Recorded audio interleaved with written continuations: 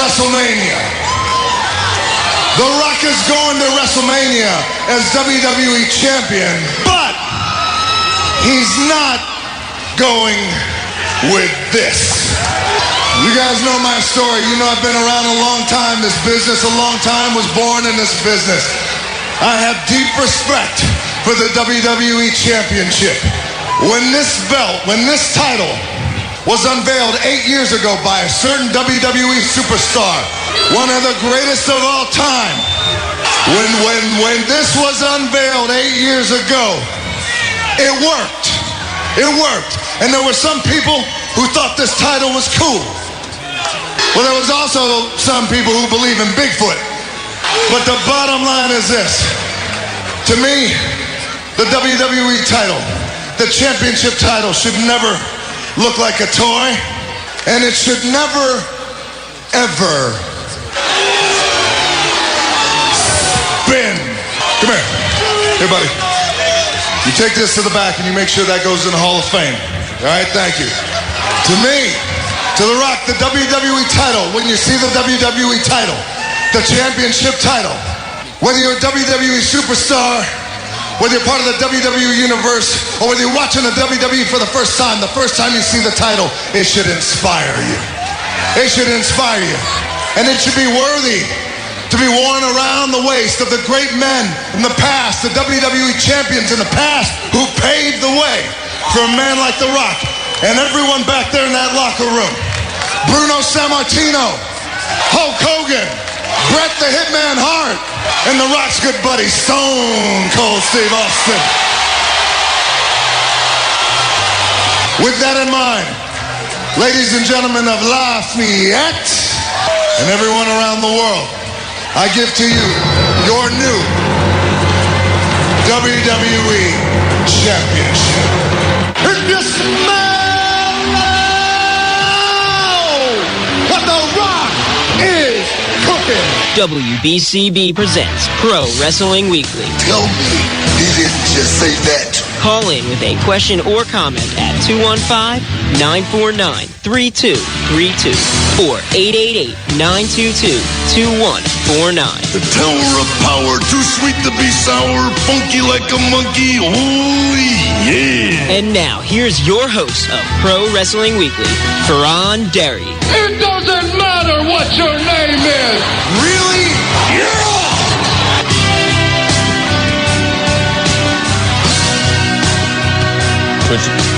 The Rock debuts a new WWE title. That and a whole bunch more here on Pro Wrestling Weekly, here on 1490 WBCB and online at WBCB1490.com. Fearon Derry here with you. Man, it's been a wild week. Of course, the fallout from the Elimination Chamber, we'll get to that in a second. And, of course, the big story, 2 days after winning the Elimination Chamber match to get that World Championship shot, that number one contender match from Elimination Chamber, Jack Swagger winning it. 2 days later, after the SmackDown tapings down in Biloxi, Mississippi, Jack Swagger arrested Tuesday night on speeding and DUI charges, driving under the influence. Also, marijuana was found in his possession after those SmackDown tapings in Mississippi. Swagger scheduled to appear in court March 12th.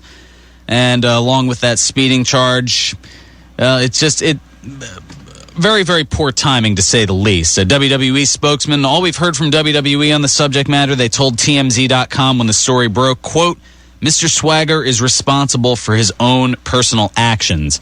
And we've got plenty more to talk about with Swagger and everything that he's done, and it's spiraled out of control. We'll come back to that in just a little bit. First of all, let's go back to Elimination Chamber. As I mentioned, Jack Swagger winning the Elimination Chamber match, beating Kane, Mark Henry, Randy Orton, Daniel Bryan, and Chris Jericho. And The Rock, as he debuted the WWE Championship belt, out goes the spinner belt, in comes the new belt, which you can check out at WWE.com. They're already selling replicas of it.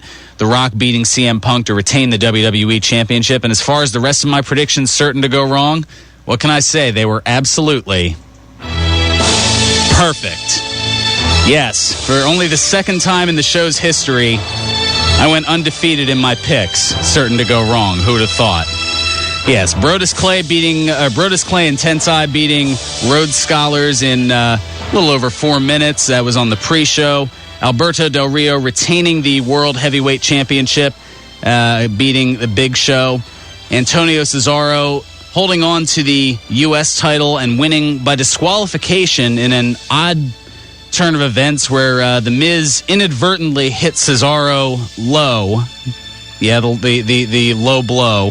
Kind of a leg drop gone awry, and that caused the referee to ring the bell. And after the match was over, The Miz had a more definitive strike between the legs of Antonio Cesaro. Swagger in just over a half hour winning the Elimination Chamber match. And then The Shield.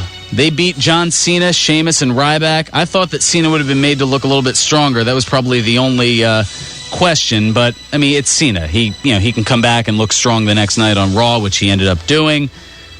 A bonus match, which I didn't see advertised anywhere along the way. Dolph Ziggler beating Kofi Kingston in pretty much a squash, just under 4 minutes. And another match to kind of deflate the crowd before the main event. Caitlyn beating Tamina Snuka to retain the Divas Championship in about 3.5 minutes. And The Rock beating CM Punk to retain the WWE Championship after a couple of ref bumps, a little bit over dramatized, a little bit overbooked, things like that.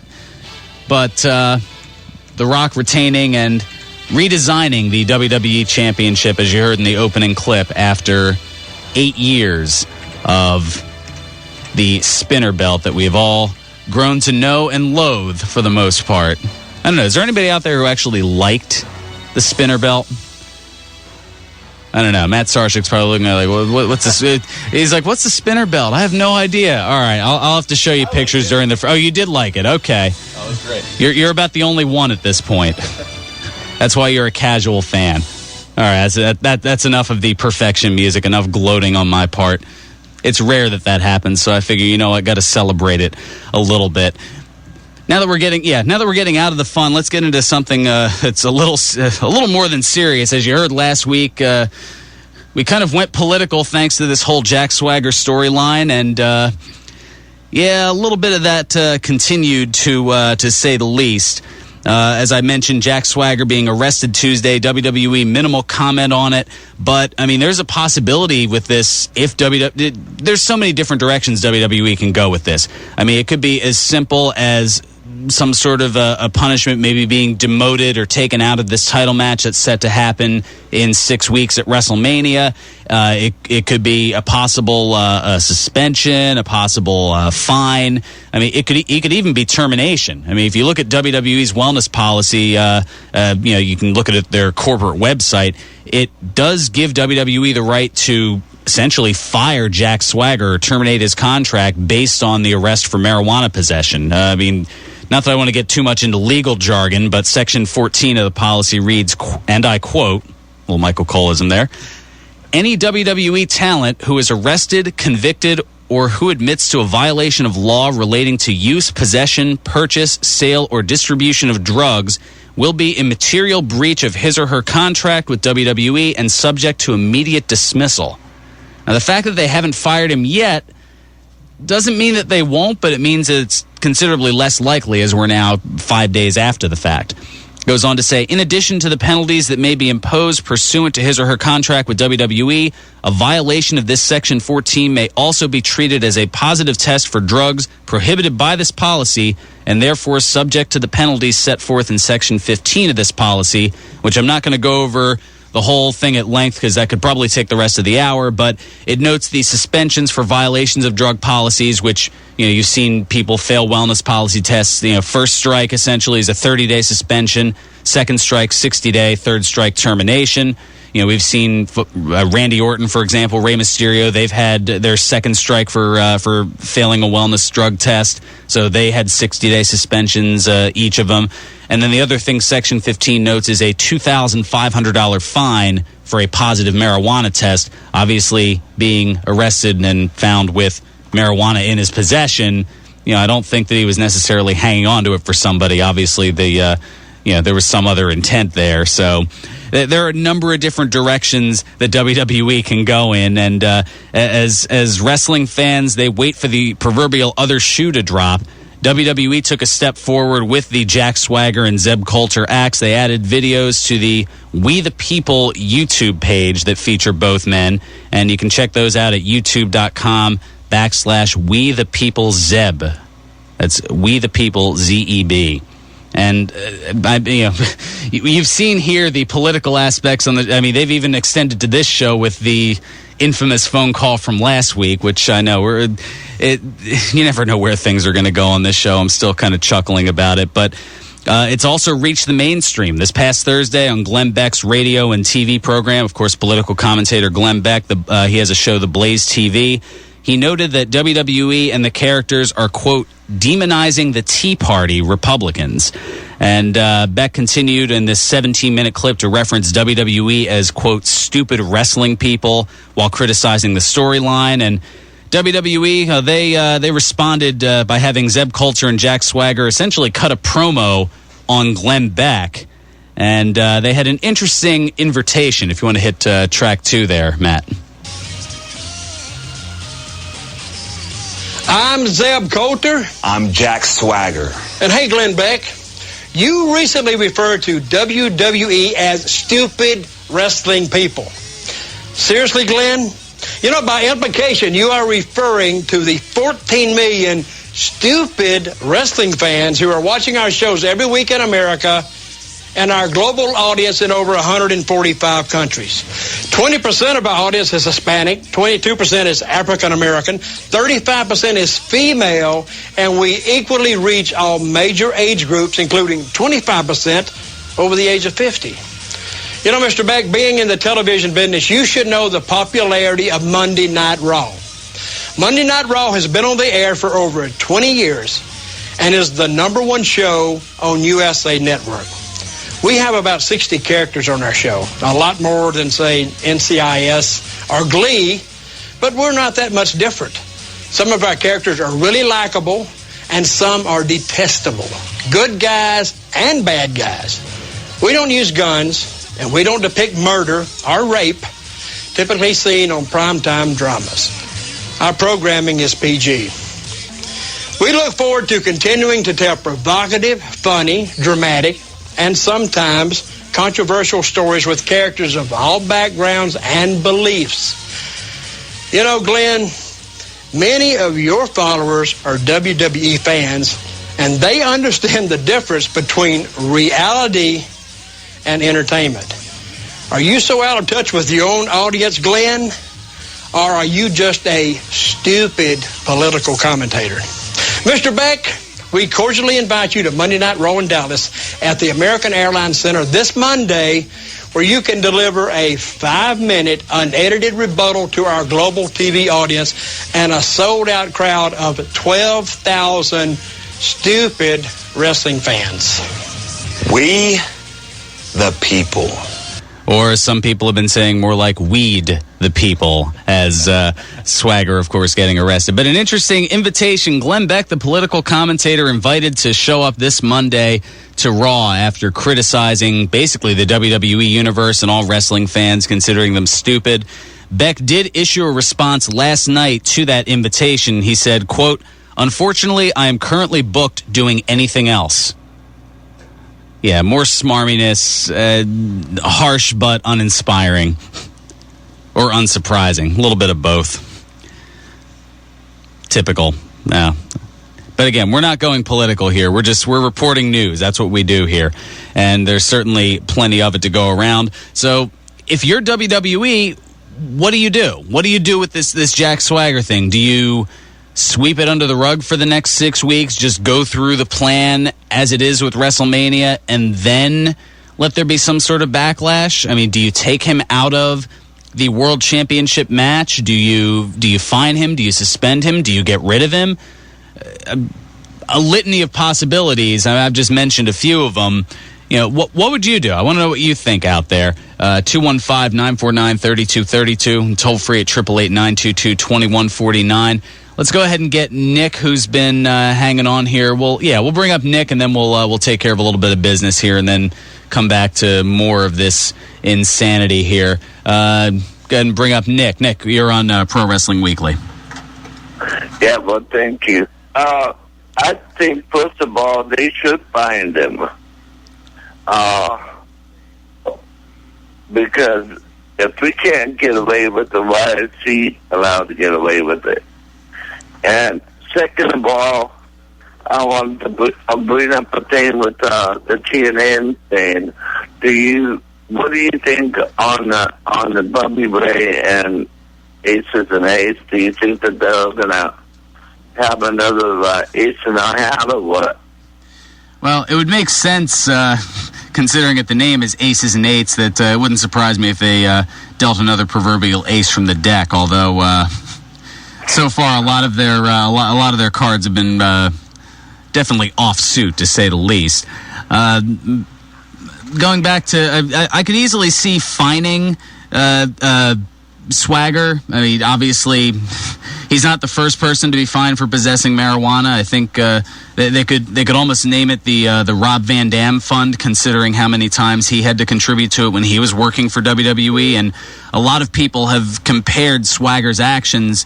I've heard comparisons that it's Rob Van Dam all over again, considering that he was given a major push right after, I believe, he had won the WWE Championship, and then respawned ECW, made it the ECW Championship, and then he ended up getting busted for marijuana possession. So it's kind of history repeating itself. I mean, Van Dam was obviously around for a little while until he went to greener, less working pastures over in TNA. It's certainly interesting, to say the least. Yeah, it is. And I wonder too if maybe they're going to air it, and then they're going to have a controversy on this. Like they're going to announce it then, about all of this going down like this. Well, I don't know if they're necessarily going to announce it, and thanks so much for the call, Nick. The problem with announcing it is because you're catering to an audience that has kids, you have to be really careful. I mean, you don't want to introduce. Yeah, I mean, if you introduce publicly, over the camera, over the storyline, that he possessed marijuana, that he at least had possession of what is in that particular state an illegal drug. Yes, I know certain states are allowing prescriptions and whatnot, and that's where it kind of gets a little bit murky, but Mississippi isn't one of those states. I mean, that's asking a lot. The last thing you need is a bunch of 8-year-olds, looking up to mommy and daddy who's taking them down to the arena to watch the wrestling show to see their favorite John Cena. Mommy, what's marijuana? No, we don't need that. That's not a direction that WWE wants to go. Definitely not. So I don't think they're going to make any kind of announcement in that regard.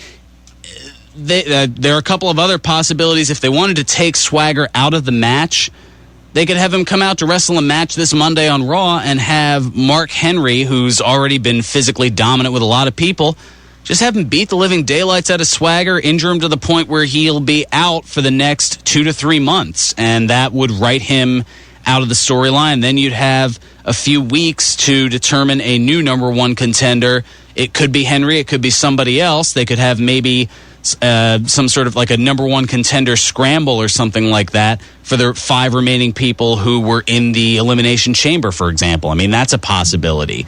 I don't think they're necessarily going to go with a 5-way dance, but I mean, those are certainly directions you can go. And here's something that I don't think that WWE is going to do, but they could do, and it's really interesting. And since I'm up against it, I'll let you know what it is on the other side of a timeout. It's called a tease. We'll get to Ron on the other side as well. Ron from Levittown. We're also going to look at the lineup for TNA Lockdown. That's coming up in a couple of weeks. So much still to do here on what has essentially become Jack Swagger Weekly, as so much has gone on here with that. and we've got plenty of time for you. I know Facebook's been blowing up here. I got to look at that as well, read some of your comments. You can certainly do so at WBCB Pro Wrestling Weekly. Give us a look, give us a like on Facebook, and you can also chime in via the phones at 215-949-3232 or toll free at 888-922-2149. We've got Ron and then room for you as well. This is Pro Wrestling Weekly here on 1490 WBCB and online at WBCB1490.com.